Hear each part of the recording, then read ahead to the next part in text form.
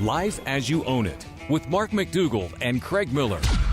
Remember, you got questions, we've got answers. You may not take the time to educate yourself about the single largest investment and opportunity you have, that investment in the roof over your head in real estate. We talk about your home, financing, making investments in real estate. We give you the facts, folks. You know, it's just good old-fashioned horse sense that we like to talk about. And we also throw in some other horse stuff, too, just for fun.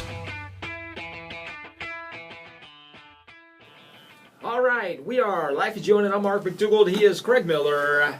As far as you know. That's right. As far as I know, it looks like Craig Miller, but there might be an alien lurking inside. We appreciate you checking us out. Alien. The alien is, yeah. Appreciate you checking us out. If you're a first-time listener, thank you so much. We hope you enjoy the next hour, and if you are a regular, welcome back. We hope that you keep on coming back again and again, and we encourage you, reach out to us. Give us a call. You want to hear anything that any insights you've got in your housing market or things that you think our listeners may benefit from, we'd love to hear from you. 800-270-6425. You got questions, we've got answers. Maybe you will be selected to be a part of our Should You Stay or Should You Go segment. Give us your situation, and Craig, or sometimes I, when Craig's not feeling up to it, will tell you in a very quick and concise fashion if you should get the heck out of that relationship, that mortgage, that insurance product, that investment vehicle, whatever it may be. We're going to tell you should get out of it or you should keep on going on in that relationship. Craig, did you have a good week? You know what I did about a week ago? Yeah? Right, about a week ago. A week? I was at that awesome Royals game, had the privilege of a generous friend of mine inviting me to come along, and You're welcome. Wow, that was, it was I will say that was the most intense, loud, celebratory event.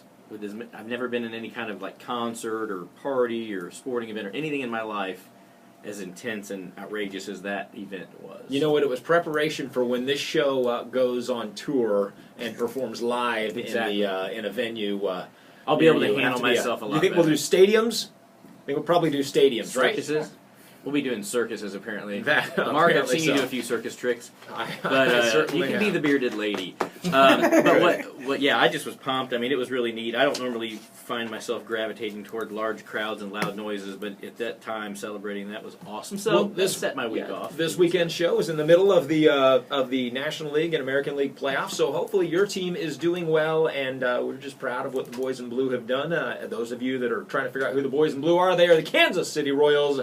That's home base, no pun intended, for Craig and I. That's where the intergalactic headquarters for Life as You Own It are based here in the good old Midwest, Kansas City. So proud of them, gives us something to talk about. Yes. Sorry, I'm sorry. Still speaking talking of baseball? The Royals fans, okay. Because we do have listeners all across the globe. We've got them listening on they're watching the YouTube videos, they're following us on iHeartRadio, TuneIn Radio, all that good stuff. And we've got them listening to us on their local stations. There are Kansas City Royals fans everywhere that this show plays, even if it's not their hometown. And here's what we're going to do. We got a $50 Lowe's card for any of you out there listening to the show that wants to send us your favorite Royals player and your kind of Royals fanery, whatever it is. Tell us a little story about why you're a Royals fan. Tell us a little story about how long you've been a Royals fan. Just something like that, just so that we kind of get a feel for how far this is spreading. This Royals frenzy is spreading across the country because they're picking up a lot of fans. People are excited. You're going to give them $50. Gift certificate to Lowe's. If you share and they're selected, or you just give them to everybody. Of course, this is from people outside. I'm filling out. Yeah, I'm sorry. You're right eligible for it. I'm not giving everybody. You're eligible to get. We're going to pick from the hat. Everybody that submits it in there that's out of the Kansas City market. I think you should pick the best one. That's from the hat. There you go. The best story. Yeah, they could be like, I like royal blue. That's my best Royals memory. It's like the Japanese guy that flew here all the way from Japan just to watch a live Royals game. He got to put the W up there on the Japanese guy from Japan. Yep.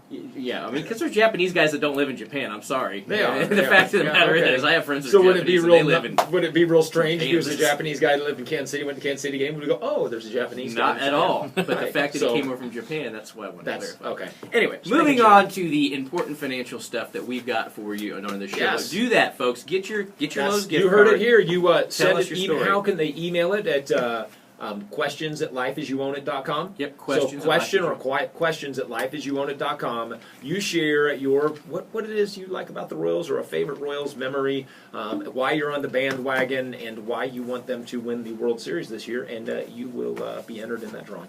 All right, old man winter, he's coming. And while most of you will miss the green of spring and summer, some of us are more worried about the green we lose during the holidays. You know what we're talking about? Yeah. The greenbacks, baby. The money. We've got Good. 11 ways for you to save during this holiday season. Speaking of the old man, winter that is, we'll share our best tips to prepare your home for the cold months ahead. Thinking of selling your home? Find out what 7 features buyers are looking for in their next home. Craig, you want to read the rest of them? Let's make this up a little. Ready? See if you know where we're at. You bet. Number 4. Speaking number of 4? selling, you're going to sell. The first half of the year was on fire for our top 10 real estate markets. Find out what most of them have in common. There's something that these hot markets have in common. And did your city make the list?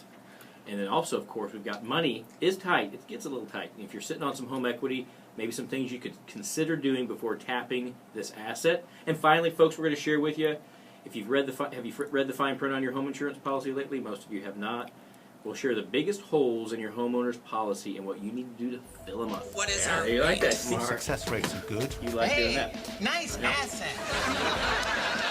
Good one, sir. Low interest rates are good for borrowers. Interest rates go up. Could mortgage rates be I going love even this segment. lower? They're watching Well, it could be interest better rates if I very did it. carefully. Life as you own it.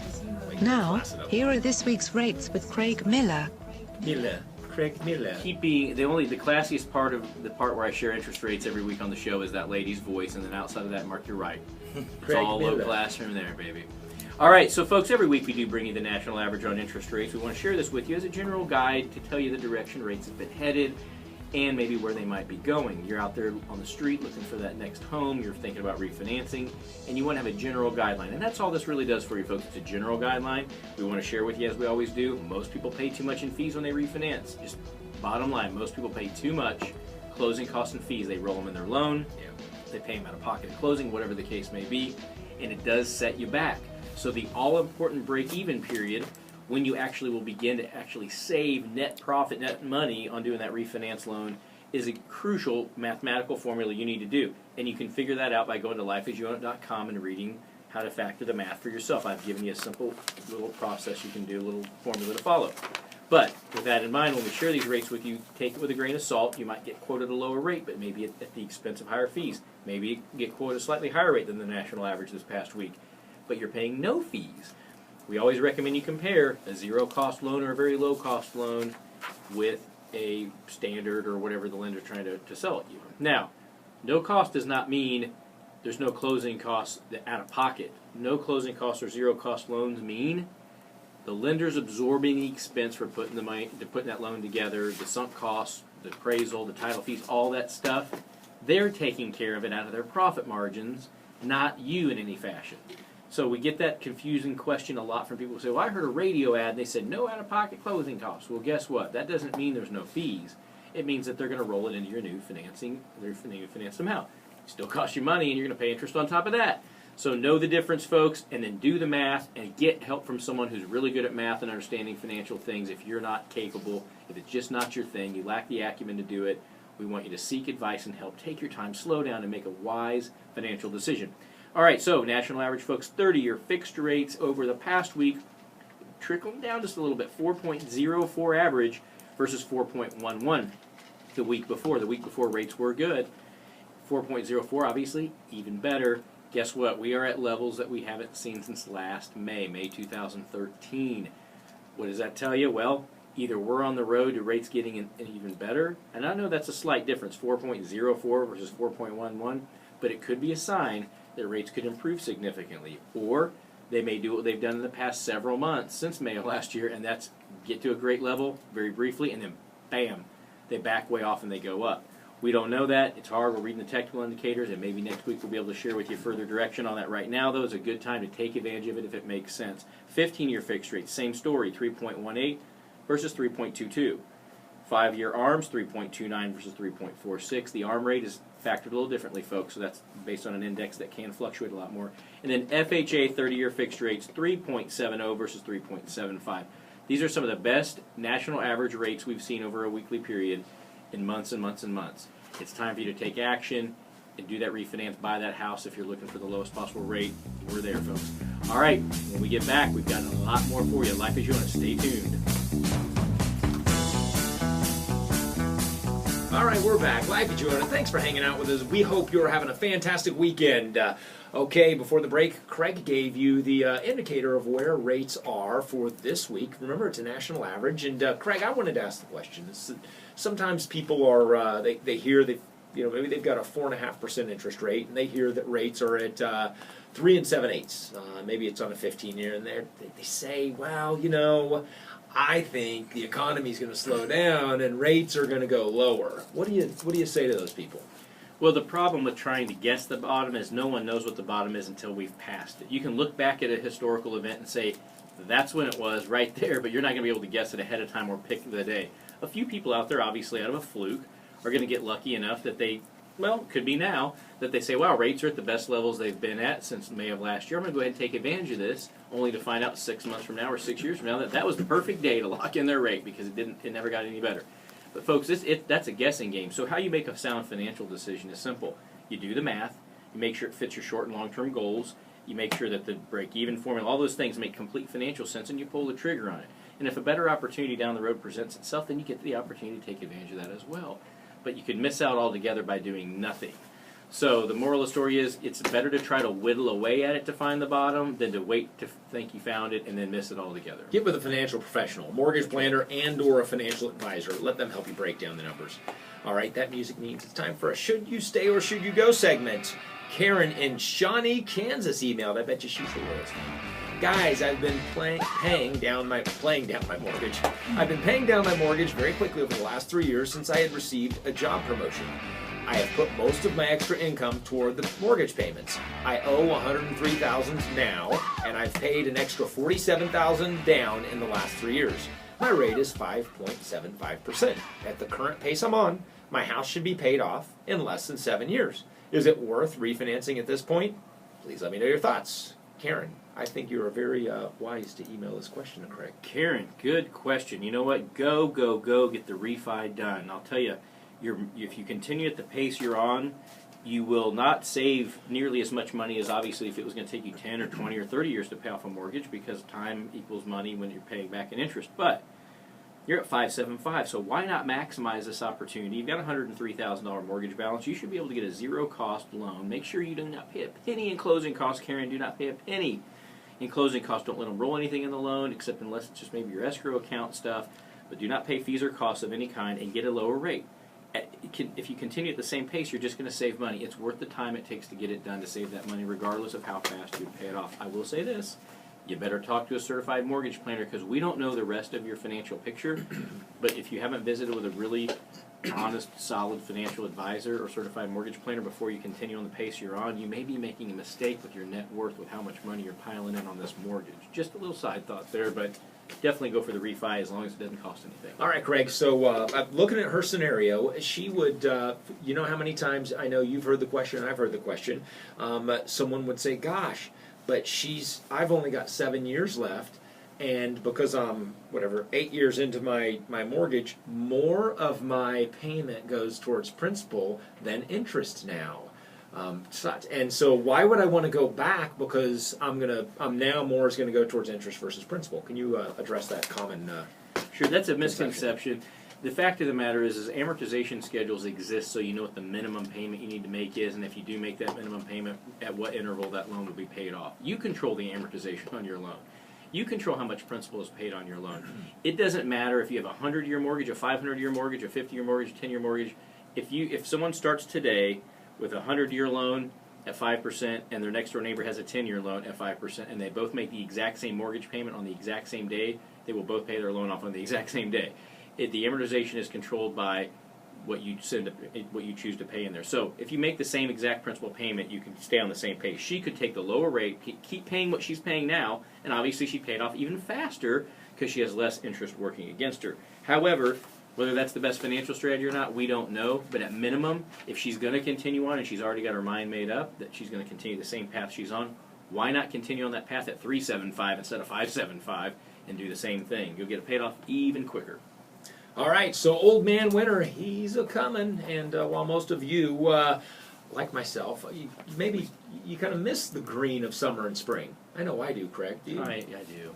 After that first I couple get a months little. of winter, The days I'm get like, not to. But Yeah. the days get shorter. It's dark when I leave the office. It's dark when I come into the office. Many days there's no leaves. It's just it's a little bit of a bummer. But what makes it more of a bummer is when you go into debt because you spent just too much during the holiday season. So we've got 11 ways we're going to help you save a few bucks during the holidays this year. You ready? Are you ready? Ready. Ready. All right, number one, make a budget. We tell you all the time, folks, it's not just a budget for the holiday season. You should have a budget for your life. But at a minimum, start with a budget for this holiday season. How much are you going to spend?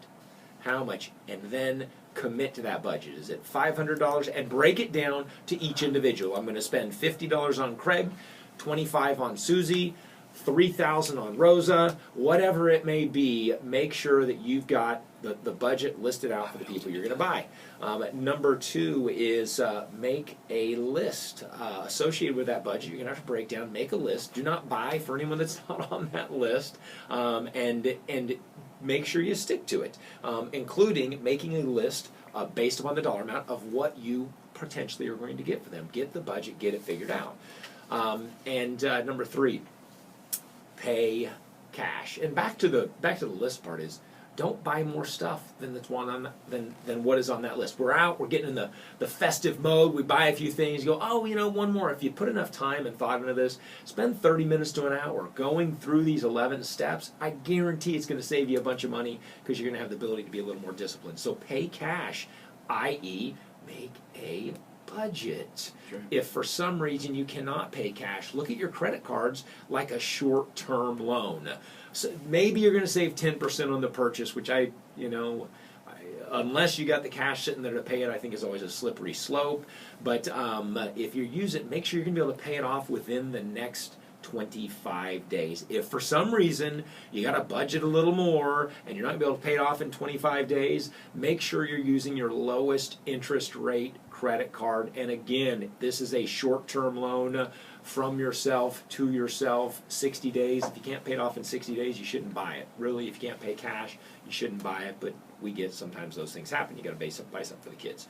Number five is don't wait till the last minute. Have you ever done that, Craig? I have. And what do you end up Always doing? Paying too much. Oh my gosh, you're in maybe it's guilt, who knows? You want to make sure you get it right. You're like, I didn't have enough time didn't put enough thought into it, so maybe I'll get it right by getting 3 little gifts that may not mean as much. Number 6, it's the thought that counts. Consider, maybe it's a personal gift. Maybe you bake something. Maybe I'm thinking I could do some artwork, but that would be scary. Oh, yeah. But maybe it's maybe you write a poem to a loved one and you frame it. Maybe it's offering for a family member or a close friend to do some yard work, to do some babysitting, to do something for them of value that is not a gift or a gift certificate that may have just as much meaning to them. That's a great one there. Another way to save a little jack is to don't send via Christmas cards via the mail. Go ahead and send e-cards. I know it's very common. It may seem a little less personalized, but you can personalize it. You can pick their favorite song. They can have music that's really cute. Go the e-card route, save a few bucks. Number 8, remember, if you've got kids, Santa has a budget also. So when your children are writing that letter to Santa Claus, discuss a budget. Get in there so they're asking for things that are attainable within a budget, and so ideally the items on their list are items that they may be able that you can afford. Number 9 is for those of you thinking about getting married. Well, you know what? No better time than the holiday season. You're going to save a few bucks on your venue. You're also going to save money on your honeymoon because not only are the venues a lot slower, you can negotiate a better deal. Your honeymoon is going to be cheaper because not as many people travel, and also the dresses, the things associated with the wedding are going to be less expensive also because most people just don't get married during the holidays. So I kind of bundled my last 3 into one. That was 9, 10, and 11. Hey, one little piece of advice. If you're budgeting ahead of time before the holidays and you tend to find yourself feeling a little more charitable during the holidays and you want to give back, set that as part of your budget right out of the gate and make those gifts early so that you don't cheat out those charities that might need your help. And when we come back, we've got 7 features buyers are looking for in your home. You got them? Life is yours. Stay tuned. All right, friends, we are back. So you're thinking about selling that home. Selling that home. 7 features buyers are looking for in their next home. These are almost just guaranteed things that people want in that next home. So does your home possess these things? Mark, what are they? All right, number 1 is a separate laundry room. I appreciate a separate laundry room. Yeah. Right. And what do we mean by that? Sure, it's better than laundry in the middle of your bedroom. Yeah, it's well, or often you have laundry in the garage in the basement. garage, You've got it yeah. in different areas, but a separate room to just do and fold laundry in. And oftentimes you may have this room available in your house now. You may not have to remodel to create it, but again, it's just a little thing that people are looking for features wise. And ideally, if all things are equal, that separate laundry room is going to be in a location that is close to the bedrooms. That's the most desirable. Number 2 is exterior lighting. And 90% of people want this feature, and it's not super expensive to install exterior lighting. In my experience, one recommendation I'd make is don't go the cheapest route, because what you end up doing is replacing it about every 1 to 2 years, and oftentimes on the cheaper ones too, you pay more for the bulbs. And they burn out. It's going to probably cost you $100 ish. Per fixture, depending on what that outdoor lighting is. We're talking ground lighting. It's going to be a little less expensive. It's lighting, but I can tell you nothing makes a house stand out a little bit better in the evening, especially during these winter months, than having some lighting. Just getting the right lighting on that house really can make it look sharp, and you can do it for anywhere from $300 to $500. Yeah. All right, number 3, Craig. Energy Star, doing some qualified windows, doing some kind of people who are looking for the latest and greatest in energy efficiency. They want those Energy Star qualified windows and probably other energy efficient items as well. And Energy Star there can help reduce energy bills up to 15%. If you use them, they have the Energy Star seal, so save you a little bit of money, and also help you move your house when it's ready to sell. Garage storage space. 86% of home buyers would like this. Now, how can you make this happen? Lots of ways. You can create space in an attic of a garage with a little flip. May not be super expensive to do that. Also, you can create it through storage units, whether it's wall space, etc. All kinds of kits to get stuff off the floor and get organized. When you go to sell your house, this is going to make it look so much more spacious. So create those things that people want. The garage storage space is a big one. Eat-in kitchen. Hello, yeah, we all like an eat-in kitchen. Sometimes houses don't have it. How can you get it done? Possibly it's just a matter of extending a countertop into a bar area. So, and getting a couple stools. So you may take what is not a kitchen, not eat-in capable kitchen, and with a couple $1,000s, turn it into that eat-in kitchen that people are looking for. All right, number 5, Craig. What is it? Walk-in Number 6, pantry. sorry. People love walk-in pantries. That's a big one. 85% of people who were surveyed would love to have a walk-in pantry. And the thing about a walk-in pantry is because it doesn't have plumbing and it just needs a light in it, it's not going to cost a whole lot to create that if you have the space available. But it seems like a really high-end feature of a house to have that. And the last one, Craig, what is it? Wireless home security system. That one just surprises me that it makes the list, but that's way down on how many people wish they had. About half. And you know what? The great thing is, folks, you can now get this there are so many technological innovations in home security, etc. I mean, just look at your right. You can purchase them. They communicate via Bluetooth, and much more cost effective than it used to be when you'd have to get a wired home security system. This is what people want. So there you go. And what you want is your next Should You Stay or Should You Go segment. Craig, you ready? You ready? I'm ready. All right. We have Amelia in Denver, Colorado called the hotline to ask, my husband and I are looking to downsize. We can afford our home, take care of our home, etc. But in the years ahead, it may become more difficult for us to manage this big house. My husband wants to wait until the market peaks, but I keep telling him it doesn't matter because even though we may get more for our house, we will pay more for the next one. Is there a strategy for this? We want to make the right move. I'm ready to just get it done now. By the way, I'm really interested in real estate and learning all about the topics you talk about, so thanks so much for putting on a great show each weekend. Way to go, Amelia. Thank you. You're just so sweet, informed. sweet lady, what a Amelia. great lady, right? Okay, Craig, so the should you stay or should you go is should they sell at the peak, look for the peak, or sell now?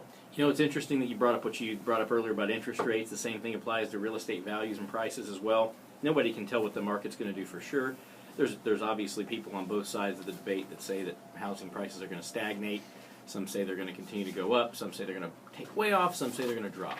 So how are you going to know when you're at the peak? How's your husband going to know when you're at the peak? I don't care how many amazing, intelligent, genius-level radio talk show guys you listen to, like ourselves, or TV shows that you may watch or whatever. You're not going to become some overnight guru that can just tell what the market, especially in your local market, what it's going to do. So my thought is, here you are saying you're ready to get it done. We don't know if your husband shares that same sentiment, but the bottom line is I would investigate it sooner than later. If you feel ready to downsize, continue to discuss the matter with your husband and start looking into what you could market your home at. See if there's homes that fit this whole downsize criteria or idea you have in your mind available. There is a little bit more limited inventory.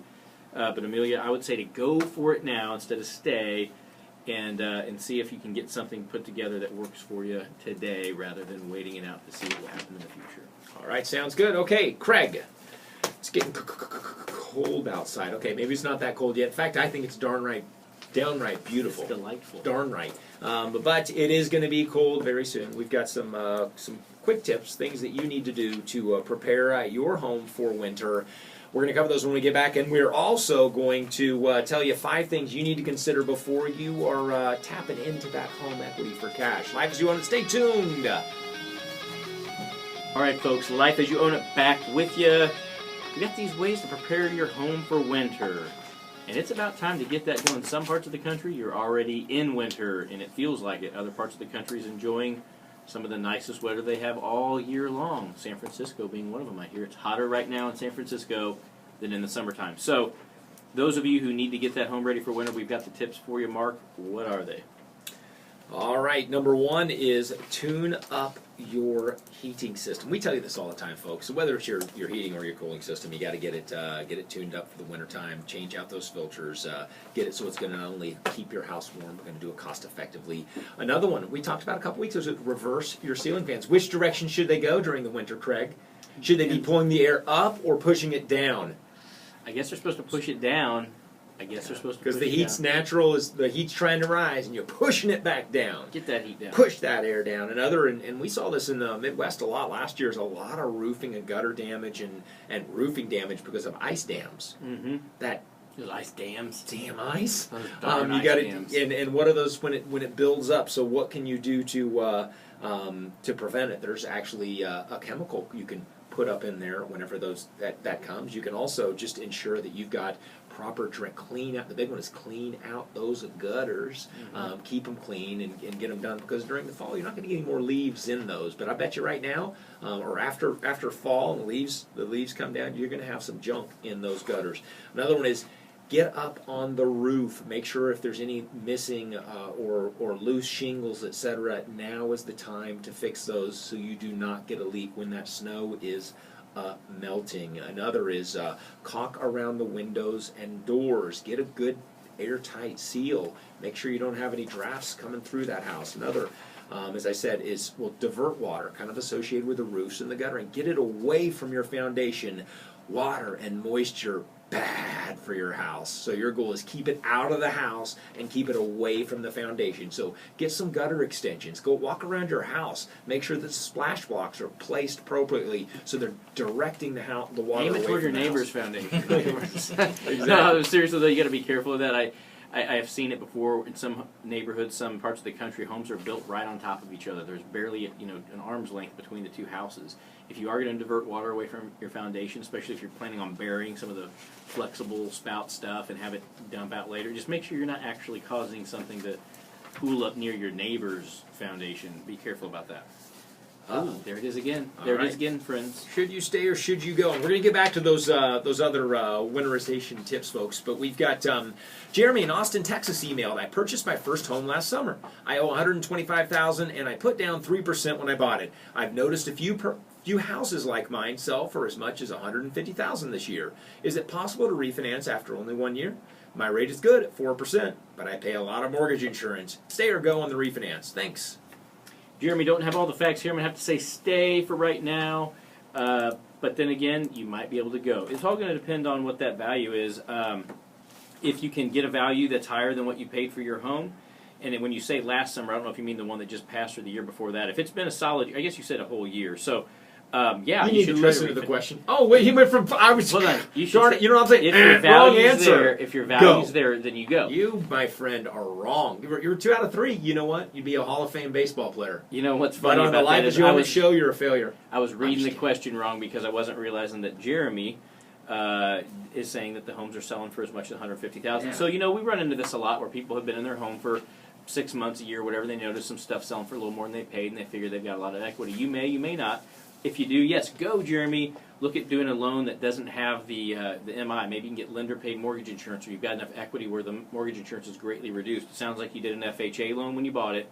So getting out of that FHA loan and getting into a conventional loan with lender-paid mortgage insurance could make a lot of sense, even if the rate's slightly higher. Bingo. This is one of those scenarios where when you look at the numbers, and if you're really educated by a great mortgage advisor, they may show you while taking a 4.25% interest rate seems worse than your 4%. If you're saving $195, $100, $120 in mortgage insurance, it's a no-brainer. Yeah, we find that people don't realize, especially on FHA loans now, the mortgage insurance as we speak is permanent, folks. It never goes away as long as you keep that FHA loan. Doesn't matter if you have 50% equity. If you've got a 4% interest rate on an FHA loan, hate to tell you, you've really got the equivalent of about 5.25% to 5.5% because of that mortgage insurance. So, and if they eliminate the mortgage insurance tax deductibility, it's even a higher effective rate. So if you can go to, say, 4.5% or 4.75% conventional with no monthly mortgage insurance, you've actually got the net better deal. And you won't ever have to worry about, probably in any way, worry about that tax deductibility going away. So, all right, Jeremy, we got some bonus tips for you since you are a homeowner. We've already covered some of the winterization tips. Let's go through a few more. Turn off those exterior faucets, folks. How many of you have been longtime homeowners have had a pipe burst? Well, that's usually happening because you left the faucet on outside and that water froze all the way up under your house and then boom, it burst the pipe and possibly caused more water damage interior and more plumbing repairs than you otherwise would have to pay. So turn off the exterior faucets. Drain your lawn irrigation system. This is a big one. That water will expand and actually is if it freezes in there, the chance of you doing damage to this PVC material, your system, etc., is high. Get the air out, they'll purge it out, get the water out. It'll make sure your system continues to last a few more years. Mulch leaves when you mow. This is a good way to feed the lawn so it is able to ideally thrive next spring, and also it's a little more cost effective than paying to bag it up and send it off. Prepare your mower for the winter. Winterize, drain the gas, drain the oil, sharpen the blade. At least put some Sta-Bil or some type of fuel treatment in that mower. Yep. Don't prune trees or shrubs until late winter, folks. So wait till late winter. That is to ideally get the most spring growth. Little tip. And last couple are test your sump pump. Don't want that snow melt, flood your basement. Call a chimney sweep before you start that fireplace up. And restock those winter essentials. Make sure you've got the salt, all the things that you need, because hard to find it when there's a blizzard. Life as you own it. Back in a few. All right, Craig, we've got a lot of information to go through and a few minutes to do it. So what we're going to do is we're going to give you a little bonus material. You have to go to the website because we're likely not going to get to the 10 markets where housing prices have risen the most. You can go to lifeasyouownit.com. You can check out that information. Also an overview of the show, YouTube clips, all the good stuff you want from Life As You Own It. And you can give us your feedback. Just emails. There's a link right there on the website. Love to hear from you. So the 10 markets where housing prices have risen the most. Got to go to the website for that information. Craig, we talked about it earlier in the hour. But what are some things? Money's a little tight. And I've got this great home equity that I'd like to tap into. What should I consider before I borrow from myself, my home equity? Well, there's a number of things to consider, and what we find most is that people get in a confused and difficult decision-making moment in their life when they haven't done any prior preparation. They haven't developed that budget, that financial plan, the whole 9 yards. The whole reason why we do this show. So, first and foremost, folks, you've got to be on top of your overall financial plan, know where you're at, know what your goals are, etc., before you can make an assessment on this. But as things get tight and you realize that one of the easiest places or the most abundant places that you have to tap into is your home equity, then number one, you want to look at rates. Take a look at the interest rates. Interest rates have been low. You may be at an interest rate that's lower than what you can get currently, and you may be moving backwards by tapping into that home equity, or perhaps you can save a little money with a refinance while tapping into that home equity so you get a dual benefit. That's a big one. If you need cash out and you can lower your rate, the great thing is you can compensate for some of that cash out with the interest you're going to save. Another big one, costs. Taking out a mortgage is going to sometimes cost you a lot of money, depending on what state you live in. Sometimes there's attorneys involved and a whole lot of extra fees. Some states have lower costs than others. In most cases, if you work with the right lender, you can get a loan without any fees or costs. The lender can absorb some of those costs. They probably will charge you a higher interest rate to do so, but that may be your best bet. Again, you go back to that break-even formula that I always talk about every show. Go to lifeasyouownit.com and check out the break-even formula. But costs are a big factor you have to take into consideration. Let's look at time. Think about how much time you've got left on your mortgage, how much longer you're going to plan on staying in that home. Might make more sense to take out home equity line of credit. May make more sense to do another mortgage and extend that time period out. But only you can make that determination when you've looked at your short and long-term goals. Just a couple of other things. This is tax benefits, folks. A lot of times borrowing money from your home equity is going to be the most tax-efficient money that you can borrow. Taking out a personal loan or a line of credit, using other types of credit, likely will not be tax deductible, whereas depending on following the IRS guidelines, and you've got to know what they are. I won't go into them now with the limited time we have. If you follow along those guidelines and you've got that benefit, especially there's always that $100,000 one-time benefit. Your exemption is $100,000. Anything above that, you need to talk to a tax preparer, CPA, accountant. But anyway, folks, it's tax-efficient money you're borrowing. Another big one. All right, Mark, what else are we going to cover before? All right, last bit is from our friends at Midwest Professional Insurance Services. 3 common home insurance gaps that many of our listeners may have. Number one is understanding the replacement cost of your house. Oftentimes, you may be getting a better deal on the overall cost of your insurance, but if you look at the fine print, and sometimes agents don't provide this to you, it may not be covering the actual replacement cost of your home, which means a couple things. One, you'll have to possibly come up with a cash difference to build that home again. If you're in a 100-year-old house, trust me, what you bought it for, it's going to cost more in most instances to replace it with anything in nearly like materials. Secondly is going to be high value belongings. Most will cover up to 50% of your dwelling limit, which means that, and they often will have limitations on collectibles. Might be $1,000 or $2,500. So make sure if you've got some high value items that they're covered in an individual policy. You need to do that now. It may only cost $10 to $20 for a rider that would cover them annually. Finally is the home office. Most homeowners policies limit coverage for business equipment to $2,500 and provide no liability coverage for business use of your home. Bottom line is, folks, understand your policies. Make sure you're covered. Remember, you got to protect those assets. And remember to check us out next weekend. We hope you've enjoyed another installment of Life as You Own It. Remember, you've got to Stay classy.